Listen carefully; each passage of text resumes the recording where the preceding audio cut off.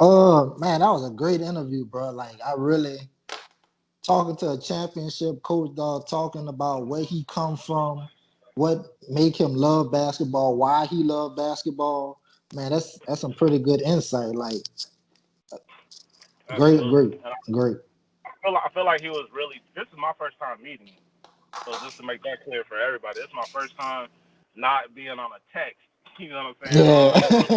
On an internet platform talking to him, and I got his vibe. You know, by basically by it seems like he was a genuinely good person. But um, I like the fact that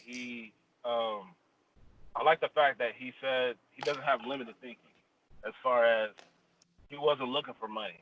He understood that he's had jobs for big money, but this time he really passionately loved not only the sport, but he loved people. So he's actually helping kids. And what really got me was when he talked about working in jail for like 6 months.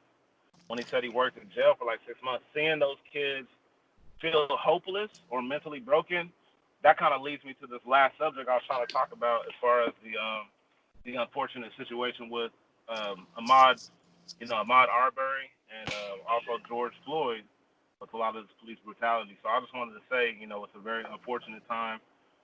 I know it's probably very sensitive, probably a sensitive subject, but I wanted to say, there's a way to look at this thing with a objective mind because if you are very emotional, it's going to make it hard for you to try to see a different perspective.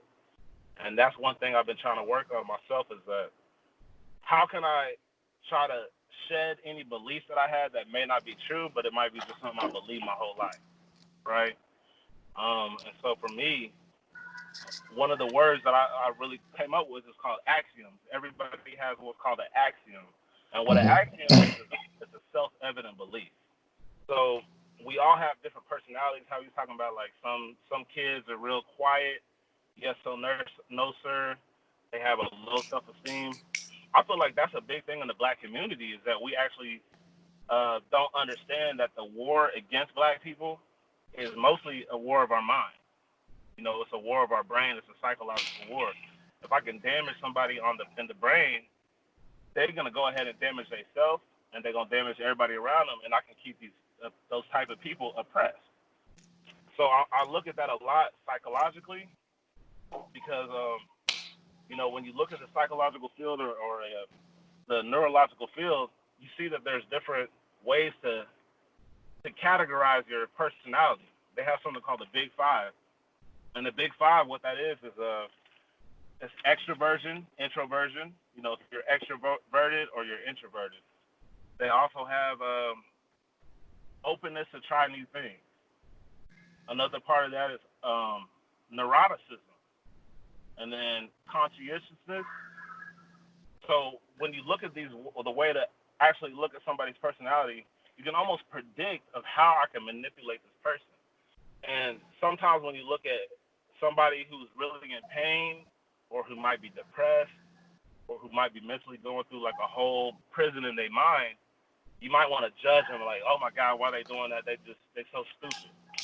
They might really be going through a lot more than what you really know what they're going through. And Exactly. I think that's a lot of things that's going on with the black community. Is we're tired of feeling like, wow, not only is it a physical thing, like physically, I'm worried that if I get pulled over and I see them red and blue lights behind me, I'm worried about what may happen. Will I get home to my family? Will I get home to my child?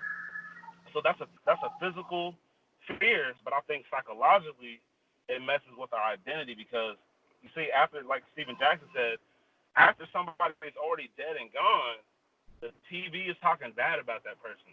It's almost trying to justify that person being killed. So we're being demonized by the same people that we're supposed to trust, the media and the police. So I want to just try to have a perspective where I can see every angle, and then also for white people, as far as them feeling like, oh, I have to be for this or I don't understand this. That's the same for me to them. Because initially, I'm just mad at all white people, but I understand that if somebody's a poor, uneducated white person, they probably not really well off either, except for the fact that they're trying to make us hate each other. So I want to say I appreciate anybody who speaks the truth. I don't care what color you are. If you're speaking the truth, We can say, hey, look, this is wrong.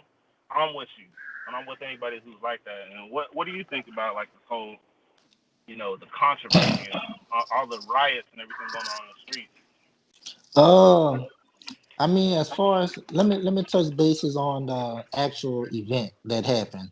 Okay. Um, Very unfortunate. Another cop killed one of us. It's really upsetting, bro. It's really upsetting. But I'm gonna say this. I know this might not be the popular thing to say, Okay. but not all white cops are bad though. Not. I got pulled over by two white cops about 3 months ago. My license was actually suspended. You know what I'm Wow. saying? Yeah, my license was suspended. I was speeding. I was Wow. going Okay. I was going 85 and a 70. Uh my little girl was sick though. My little girl was sick. We was on our way to Louisiana. Cop pulled me over. He's like, what's going on? I say, man, we're on our way to Louisiana. My girl's sick. My little girl's sick. She won't stop crying.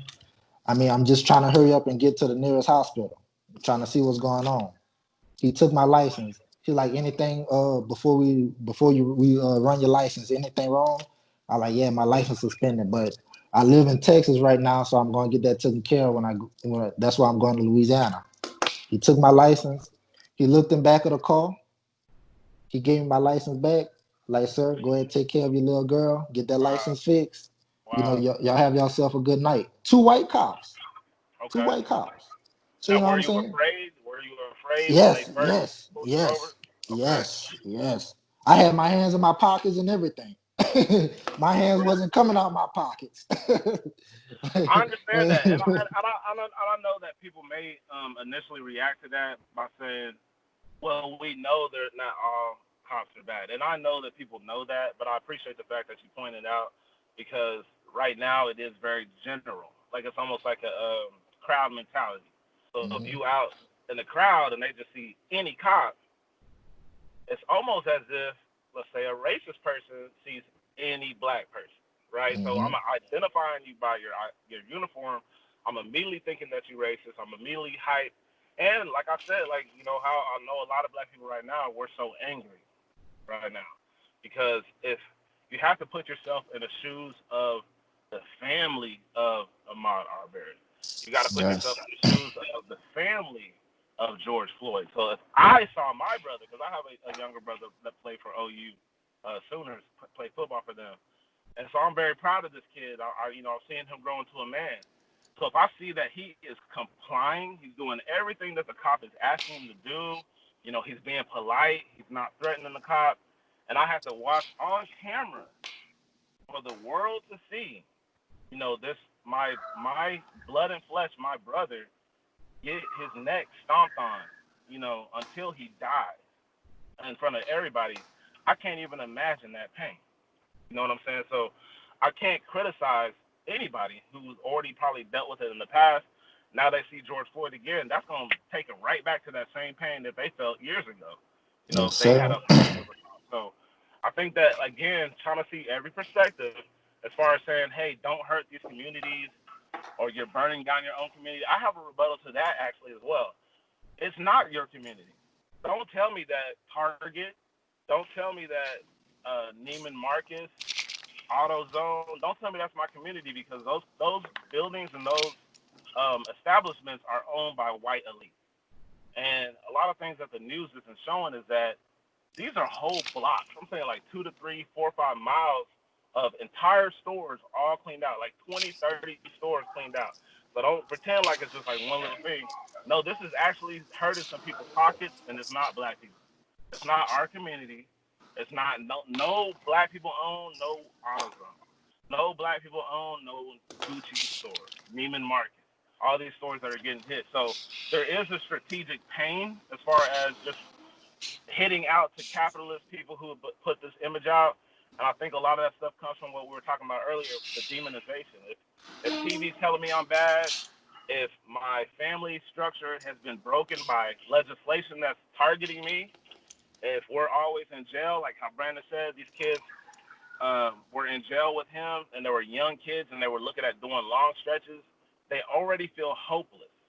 So maybe we should have a little empathy or understand that maybe some of these kids are addicted to drugs, alcohol, sex, antidepressants, or just looking for a mental way out, and they feel trapped, and then they feel like the people who's supposed to help them and the police are also out to get them. And then the media is going to still throw more dirt on their name after they're dead. So it almost feels like you can't win. So when they say, why are people out doing this? Why don't we just pump the brakes and try to see every perspective and try to understand that? So that's one thing I definitely want to throw out there as far as you know, the police have done a lot of things to hurt our trust. If you say there's good cops, one thing about the good cop narrative that really hurt it was after George Floyd's killer was already fired from his job.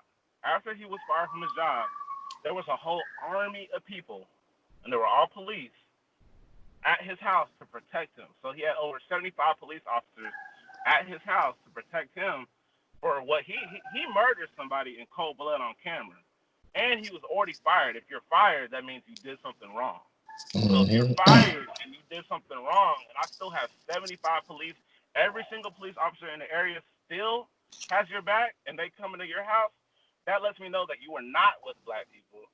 You are not, as a police force, making a statement as a whole organization. You are not for us. You are in solidarity with the killer.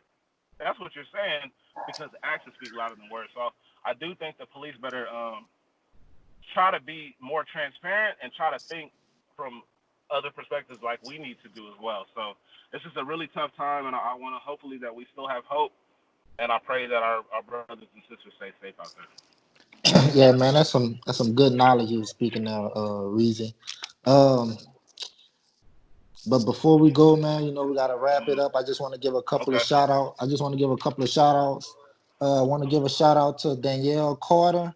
That's the lovely wife of Brandon Richard. We just interviewed. She Okay. just subscribed to our channel. What's When I up, say she Danielle? pop, oh yeah, well, shout out to Danielle Carter. Hey, she probably like the third coolest person I know in the world. Wow. That's that's how big. that's how that's how cool and real she is. Okay. So shout out to Danielle Carter, man. Another shout I want to give a shout out to Edward Ster, man. Reason being, I seen he posted a protest video that he was at. Edward Ster.